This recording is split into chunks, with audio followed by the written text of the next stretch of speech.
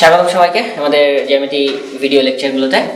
তো আমরা বিগত লেকচারে অনেক স্থানাঙ্ক নিয়ে অনেক কিছু পড়েছি, ক্ষেত্রফল কিভাবে নির্ণয় করা যায়, বিভিন্ন অনুপাতের সূত্র দিয়ে কিভাবে অঙ্কগুলো করা যায়। তো আজকে আমরা একটা নতুন টপিক শিখবো, সেটা হচ্ছে সঞ্চারপথ বা লোকাস। এটা আসলে বলা যায় যে এই পুরো আমাদের কার্টেসিয়ান জিওমেট্রির আর যত কিছু করবো, সরলরেখা, বৃত্ত, এরপর যা যা করবো সবকিছু একটা বেসিক চ্যাপ্টার সঞ্চারপথ। তো সঞ্চারপথ কথাটা আসলে কি মিন করে? আসলে সঞ্চারপথ যেটা মিন করে, সঞ্চারপথ সহজ কথা যে চলার পথ, কোন একটা চলার পথকে আমরা সঞ্চারপথ বলবো। বাট ম্যাথমেটিক্সে শুধু চলার পথ না, যে আমি এটা র্যান্ডমলি এভাবে হেঁটে গেলাম, এটা একটা সঞ্চারপথ হলো না। আমাকে কিছু কন্ডিশন অ্যাপ্লাই করতে হবে। যেমন কন্ডিশনটা কি, হয়তো আমি এই বোর্ড থেকে 1 হাত দূরত্বে এভাবে হেঁটে যাবো, হ্যাঁ এটা একটা কন্ডিশন, তাহলে এটা একটা চলার পথ, তাহলে ওটাকে আমরা তখন সঞ্চারপথ বলবো। তারপরে ধরা যাক যে আমাদের যে বন্ধুটা দেখতে হচ্ছে এরকম, আমাদের প্রিয় বন্ধু, কোরবানির সময় যাকে প্রায় সময় দেখা যায়। এই বন্ধুটাকে যদি আমরা একটা কি করলাম, যে দড়ি দিয়ে এখানে গলায় বেঁধে বা যেখানে বেঁধে মুখে বেঁধে এইখানে একটা খুঁটির সাথে বেঁধে দিলাম, এবার বললাম বন্ধু তুমি দৌড়াও। এখন বন্ধুটা কি করবে, যে সে যদি কতটুকু সর্বোচ্চ যেতে পারবে এটা যদি আমরা চিন্তা করি, তো সে কতটুকু যেতে পারবে? আসলে সে এদিকে গেলে দড়িটা টান যদি থাকে, তার মানে সে সর্বোচ্চ দড়িটা এইভাবে করে করে করে করে ঘুরে হয়তো চলে আসবে এখানে। তার মানে সে আসলে সর্বোচ্চ কতটুকু এরিয়া অতিক্রম করতে পারবে?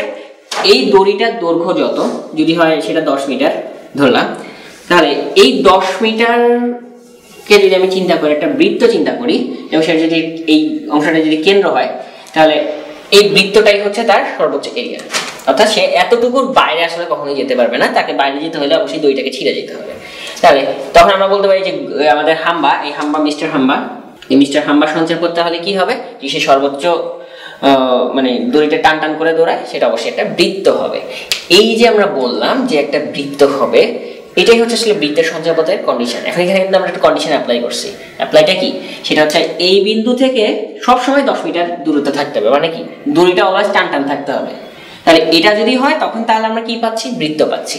তো এই জিনিসটা তাহলে এখন আমরা ম্যাথমেটিক্যালি কিভাবে রিপ্রেজেন্ট করব, অর্থাৎ আমরা কিভাবে প্রকাশ করব এখানে ম্যাথমেটিক্যালি, সেই জিনিসটা আমরা কিভাবে কাজ করি? আমরা ইকুয়েশন দিয়ে কাজ করি, অর্থাৎ বিভিন্ন সমীকরণ নিয়ে কাজ করি। সেখানে চলক থাকতে পারে, 2টা চলক থাকলে আমরা দ্বিমাত্রিক, 3টা চলক থাকলে ত্রিমাত্রিক, এভাবে আমরা কাজ করতে পারি। তো ওইটাই হচ্ছে আসলে সঞ্চারপথ। আমাদের এখানে যেটা করতে হবে, যে ইউক্লিডিয়ান জিওমেট্রি আমরা জানি, 2 ধরনের জিওমেট্রি আমরা পড়ে আসতেছি। ইউক্লিডিয়ান জিওমেট্রিতে সঞ্চারপথগুলো আমরা ডিরেক্টলি হয়তো বৃত্তের ছবি আঁকি বা ত্রিভুজের ছবি আঁকি, বিভিন্ন ধরনের ছবি আঁকি। আর এইখানে আমরা আসলে ছবি আঁকবো না, এখানে কার্টেসিয়ান জিওমেট্রিতে আমরা সঞ্চারপথকে প্রকাশ করব কোনো একটা ইকুয়েশন দিয়ে, সেখানে অনেক চলক থাকতে পারে। আচ্ছা, তো আমরা তাহলে এখন যদি এই বৃত্তের সঞ্চারপথটাই বের করতে চাই, তাহলে আসলে কিভাবে কাজ করতে পারি? বৃত্তের তাহলে কন্ডিশনটা কি? যে বৃত্তের কন্ডিশনটা হচ্ছে একটা নির্দিষ্ট বিন্দু থাকবে, সেটাকে আমরা কেন্দ্র বলবো, সেখান থেকে হয়তো একটা নির্দিষ্ট দূরত্ব বজায় রেখে চলবে। হ্যাঁ, দূরত্ব বজায় রেখে সে যদি পুরোটা সবসময় একই দূরত্ব বজায় রাখে, তাহলে অবশ্যই একটা বৃত্ত পাওয়া যাবে, যদি এটা হয়তো মোটামুটি একটা বৃত্ত হয়েছে। আচ্ছা, এখন ধরে নিচ্ছি যে এই যে কেন্দ্রটা, এটা যদি আমার 0 0 অর্থাৎ মূল বিন্দু হয়, তাহলে এই বৃত্তটার সঞ্চারপথের সমীকরণ কত হবে সেটা বের করতে বলছে। তাহলে এখন সঞ্চারপথের সমীকরণ মানে কি? যে বীজগাণিতিক ভাষায় বলতে গেলে অনেকগুলা বিন্দু সেট আমরা জানি। সেট মানে কি? যে একটা কমপ্লিট একটা অনেকগুলা বস্তু নিয়ে আমরা একটা গঠিত একটা জিনিস চিন্তা করতেছি। তো এই যে বৃত্তটা তৈরি হয়েছে, এটা কিন্তু আসলে একটা বিন্দু দিয়ে তৈরি হয় না। এটা কি হয়েছে? আসলে অনেকগুলো ছোট ছোট ছোট ছোট ছোট অসংখ্য বিন্দু তৈরি করছে। ওই অসংখ্য বিন্দুকে আমরা একটা সেট বলতেছি, এবং সেই অসংখ্য বিন্দুর প্রত্যেকটাই কিন্তু আসলে 0 0 থেকে 8 দূরত্বে আছে, তাই না? যে আমি যদি এই পাশেও চিন্তা করি, এটাও 8 দূরত্বে আছে, এই পাশে চিন্তা করলে এটাও 8 দূরত্বে, এখানেও 8 দূরত্বে আছে। তার মানে কি, এই পুরা বিন্দুর সেটটা একটাই কন্ডিশন মেনটেন করতেছে, সেটা কি 0 0 থেকে সবসময় 8 ডিস্টেন্স বজায় রাখবে। তাহলে এই সেটের সঞ্চারপথের সমীকরণ বা ওই বিন্দুগুলোর সঞ্চারপথের সমীকরণটা কি হবে, এটা তো হচ্ছে কোয়েশ্চেন। তো তখন আমরা কয়টা বিন্দু নিয়ে চলে কাজ করব? এখানে তো কোটি কোটি বিন্দু আছে, তাই না? কোটি কোটি মানে কি, তার চেয়েও কোটি কোটিরও কোটি কোটি বিন্দু আছে। তখন আমরা একটা কাজ করি কি, আমরা একটা সাধারণ বিন্দু ধরে নিই, যে xy। এই x এর মান যে কোনো কিছু হতে পারে, y এর মান যে কোনো কিছু হতে পারে, কারণ আমরা আসলে জানি না আসলে কোনটা হবে, যে কোনো কিছু হতে পারে। এই সাধারণ বিন্দুটার উপর আমরা কন্ডিশনটা অ্যাপ্লাই করি। তাহলে কন্ডিশনটা কি, এটা হচ্ছে মূল বিন্দু, তাহলে কন্ডিশন হচ্ছে মূল বিন্দু থেকে এই পি বিন্দুর দূরত্ব অর্থাৎ ওপি এটা অলওয়েজ কত হবে, আর হবে, এটাই হচ্ছে কন্ডিশন।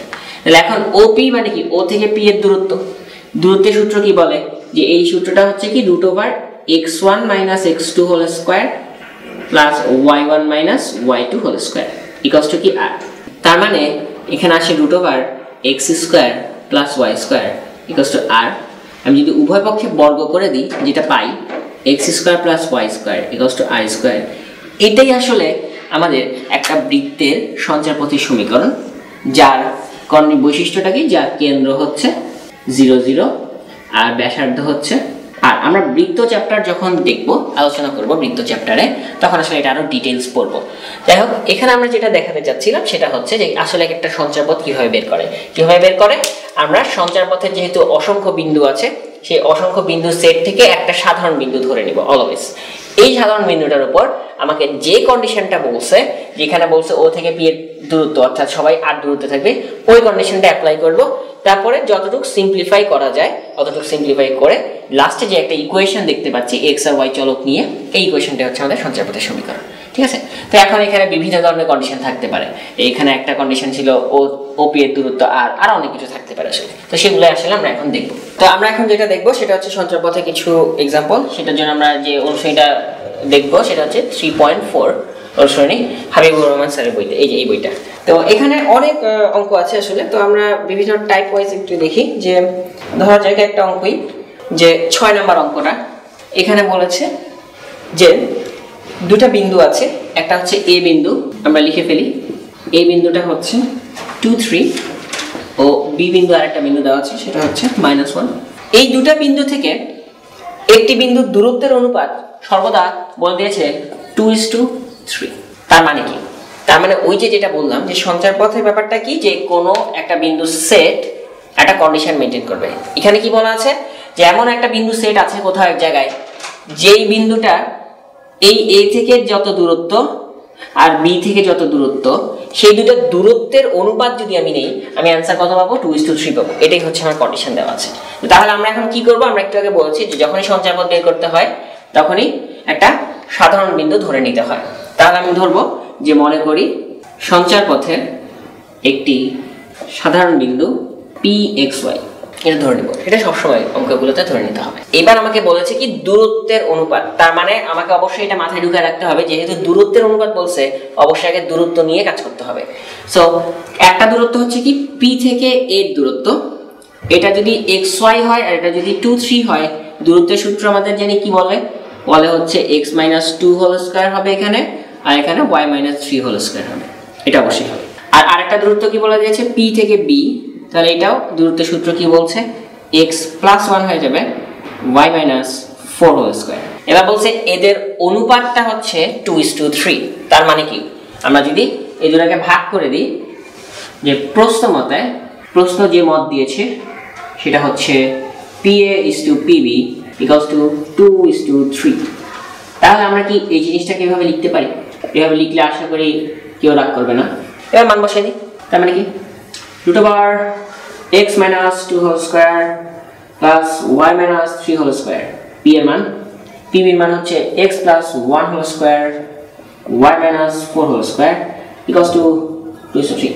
এখন এই রুট দেখলে আমাদের ভালো লাগে না আসলে, রুটটাকে আমরা তাড়াতে চাই, এটা অনেক দুষ্টামি করে। তাহলে কি করতে পারি, বর্গ করে দিতে পারি। বর্গ যদি করে দিই x - 2 whole square plus y - 3 whole square, √over চলে গেছে x + 1 whole square y - 4 whole square. এখানে কি হবে, এটা হয়ে যাবে তখন 2 স্কয়ার মানে 4, 3 স্কয়ার মানে 9। তো এটাই হচ্ছে মোটামুটি একটা সমীকরণে চলে আসছে। কিন্তু আমরা কি একটা কথা বলছিলাম যে আমরা আসলে কমপ্লেক্স জিনিস পছন্দ করি না, আমাদের টিচারও আসলে পছন্দ করে না, আমাদের যত সম্ভব সিম্পল ফর্মে চলে আসতে হবে। তাহলে টিচাররা রাগ করে নাম্বার কম দেয়। সিম্পল ফর্মে যদি আসতে হয় আর কি করা যেতে পারে, আমরা আর গুণ করে দিতে পারি। তার মানে 9 × x - 2 whole square plus 9 × y - 3 whole square = হবে 4 × x + 1 whole square plus 4 × y - 4 whole square. এখন আরো সিম্পল করা যায় কিভাবে, আমরা যদি এই সূত্রগুলো ভাগ করে দিই, তাহলে একদম পিচ্চিকাল একটা সূত্র পড়ে আসছি, যে a + b / a - b whole square সূত্র কি, a² - 2ab plus b square. এখানে একই কাহিনী, a square minus 2ab plus b square equals to এখানে হচ্ছে a plus b whole square, a square plus 2ab plus b square, a square minus 2ab plus b square. যাই হোক, আমরা simple করতে করতে শহীদ হয়ে যাচ্ছি। 9x স্কোয়ার মাইনাস 4 নং 36x প্লাস 4 নং 36, 9y স্কোয়ার মাইনাস 6 নং 54 প্লাস 9 নং 81। এগুলো সব এক পাশে নিয়ে আসি, তাহলে কি হয়? Minus 4x square minus 8x minus 4 minus 4y square plus 8 32y 4 16 64 plus 0। এবার যারা যারা যোগ বিয়োগ করতে পারি যোগ বিয়োগ করি। তাহলে 9x স্কোয়ার আমরা এখানে দেখছি, আর কোথায় x স্কোয়ার আছে? এই যে ইনি 9 থেকে 4 গেলে কত থাকে? 5। তারপরে 9y স্কোয়ার আর 4y স্কোয়ার, তাহলে এটাও 5। গেলে এতে কাজ শেষ। এবার x এর কাছে যাই।